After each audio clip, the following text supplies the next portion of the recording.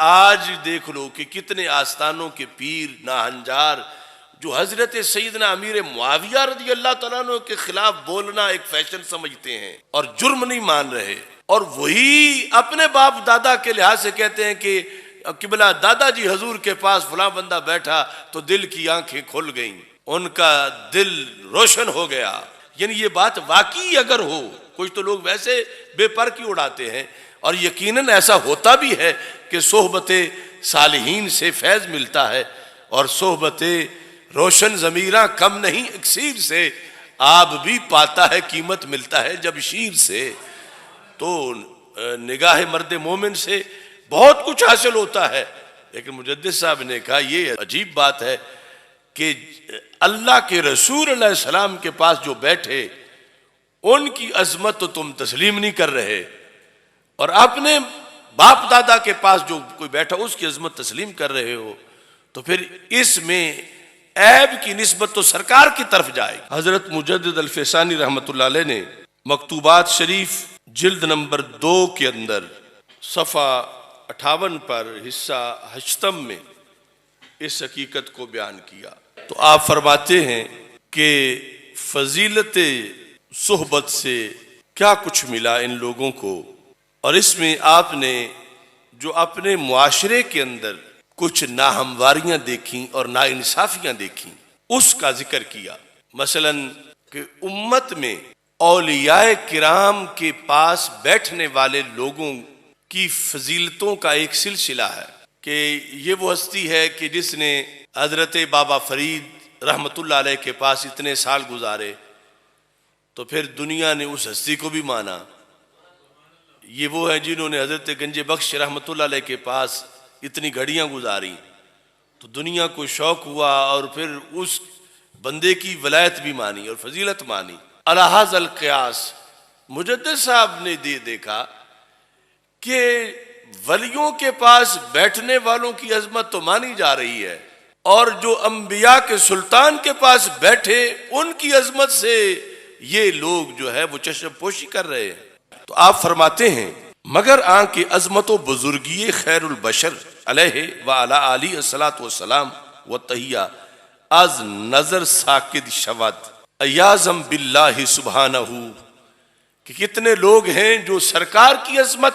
کو نہیں مان رہے، حضرت محمد مصطفیٰ صلی اللہ علیہ وسلم کی عظمت کو نہیں مان رہے۔ وہ صحبت او علیہ وعلی آلہ الصلاۃ والسلام، آج صحبت ولی امت ناقص تر متوہم گردد، یعنی ان کے بہیو سے یہ پتہ چلتا ہے کہ اللہ کے رسول علیہ السلام کی صحبت کسی ولی کی صحبت سے ناقص ہے۔ معاذ اللہ کہ ولی کی صحبت تو ذروں کو آفتاب بنا دے، اور نبی کی صحبت میں وہ ویسے ہی رہے ہیں جیسے پہلے تھے۔ تو آپ فرماتے ہیں نعوذ باللہ سبحانہ منہ، حال آنکہ مقرر است کہ ایچ ولی امت با مرتبہ صحابی آ امت نہ رسد۔ حالانکہ یہ قانون ہے کہ کسی بھی امت کا ولی اس امت میں جسے درجہ صحابیت حاصل تھا اس کے مرتبے کو نہیں پہنچ سکتا، اور ایسے اس امت کا ولی بھی جو بعد والے ہیں صحابہ کے درجے کو وہ نہیں پہنچ سکتے۔ تو اس بنیاد پر آپ فرماتے ہیں حضرت شیخ شبلی کا یہ فرمان ہے، ابو بکر شبلی، ایک تو یہ شبلی نعمانی ہوا ہے نا، تو یہ تو بدعقیدہ آدمی تھا۔ شیخ شبلی علیہ الرحمہ جو ہے ان کے بارے میں کہ فرمودہ انہوں نے فرمایا ہے ما آمنا برسول اللہ صلی اللہ علیہ وسلم من لم یوقر اصحابہ، جس نے رسول پاک صلی اللہ علیہ وسلم کے صحابہ کی توقیر نہیں کی، گویا کہ اس نے پھر نبی پاک کا کلمہ ہی نہیں پڑھا۔ اگر رسول پاک صلی اللہ علیہ وسلم کا اس نے کلمہ پڑھا ہوتا تو پھر کلمہ بتاتا نا کہ ان کے پاس بیٹھنے میں عظمت کتنی ہے، ان کے ہاتھ میں ہاتھ دینے میں مقام کتنا ہے، ان کا صحابی ہونے میں درجہ کتنا ہے، یہ اس کو معلوم ہوتا۔ اور جب یہ اس چیز سے بے خبر ہے تو یہ حضرت شیخ شبلی جو ہیں رحمت اللہ علیہ انہوں نے اس چیز پر فرمایا کہ ما آمنا برسول اللہ صلی اللہ علیہ وسلم من لم یوقر اصحابہ، کہ جس نے رسول پاک صلی اللہ علیہ وسلم کے صحابہ کی توقیر نہیں کی تو کیا ہوا؟ لوگ کہتے ہیں وہ در والے ہیں، نہ مانا تو پھر بھی کیا ہوا؟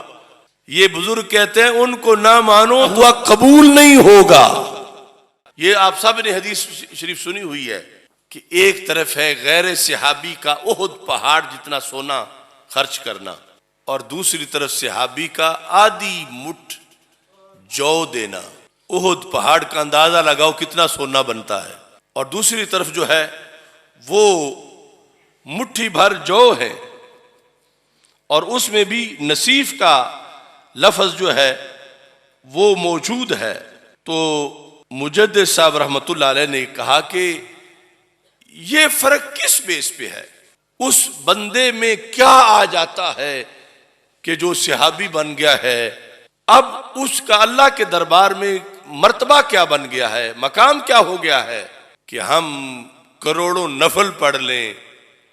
اس کی لمحے کی نیند کے برابر نہیں ہو سکتے، ہم احد پہاڑ جتنا سونا دے دیں ان کی آدھی مٹھی تک نہیں پہنچ سکتے۔ تو پھر یہ ماننا پڑے گا کہ شرف صحبت کائنات کا نبوت کے بعد سب سے بڑا شرف ہے کہ جو انسان کو اتنا تیز کر دیتا ہے کہ اس کے بغیر صدیاں میں وہ فضیلت بندے کو نہیں ملتی جو یہاں سیکنڈ میں اس کو مل جاتی ہے۔